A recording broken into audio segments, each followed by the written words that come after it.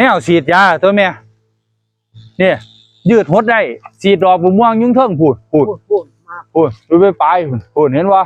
เนี่ยเราจะยืดกลับลงมานี่เห็นวะนี่ดีอยู่บ่เนี่ยนี่นี่บางทีฉีดไปพุ่นก็ได้มันไกลโพดมันสูงบักม่วงมันสูงมันเป็นดอกบักม่วงพันธุ์ดีนอนเป็นดอกเนาะขึ้นไปเลยนะโอ้สุดยอดฉีดเทิงเลยสุดยอดแห้งเทียเพื่อนี่เบิดนี้เบิดตัวนี้100 กว่าบาทเท่านั้นนี่บักเงาๆนี่100 กว่าบาทพร้อมสายเนี่ยตัวนี้เป็นน้ำเด้อพุทธบางคนตกใจว่าโอ้กรีดยาหมุนบ่แน่นเนี่ยถ้าหมุนแน่นก็เป็นจังซี่ลองเบิ่งโอ้เขาทาแห้งเอาเดือนไปเบิ่งเอาถือไม้กระเท่าไปให้